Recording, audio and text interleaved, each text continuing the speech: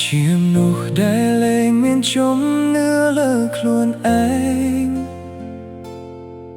ព្រោះតាំងពីវ័យក្មេងមិនធ្លាប់មានស្នេហា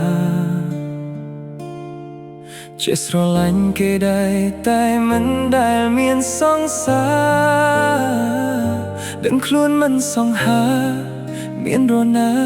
គេមកស្នេហ៍យូ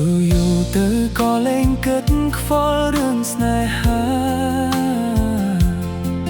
ព្រោះដឹងខ្លួនច្បាស់ថាគ្មាននរណាគេចង់ក្បែរថ្ងៃនេះគ្រប់យ៉ាងចំពោះបងហាក់ជាប្រែពេលបងឃើញមាសស្មេបេះដូងបងលោតខកធំតាអូនអើយតើអូនមានឥទ្ធិពលអ្វីពេលបងឃើញរូបស្រីមានអារម្មណ៍សែនអស្ចារ្យបេះដូងលោតខុសចង្វាក់ដោយក្តីស្នេហាចង់សងសុំជីវ៉ាជាគូស្នេហានឹងគ្នាអូនអើយតើអូនជាគូព្រេងបងមែនទេបើគូពីបុព្វេបងសុំក្បែរពុំងារមកជួយសង្គ្រោះបងដែលជាមនុស្សប្រុសដែលកុំព្រាបងសុំទុកអូនជាទេពធីតាសង្គ្រោះបងសុំផ្ញើបុត្រនេះឲ្យបានទៅដល់ស្រីសង្ឃឹមថាជាណៃអូនយល់ពីបំណងពីប្រដែលអូនមិនហ៊ានប្រាប់ផ្ទាល់ដល់ស្នេហ៍ស្នងសុំដល់ចិត្តនួនល្អព្រមទទួលយកបងផ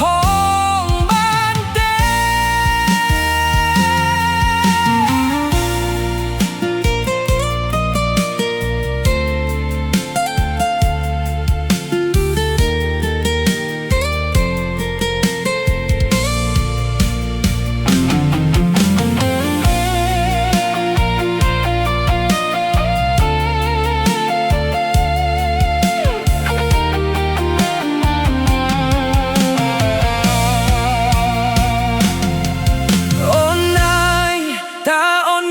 ឥទ្ធិពលអ្វី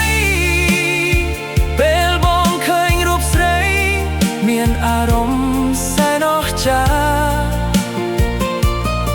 បេះដូងលោតខុសចង្វាក់ដោយក្តីស្នេហាចង់សងសុំជីវ៉ាជាគូស្នេហានឹងគ្នាអូនអើយតើអូនជាគូព្រេងបងមែន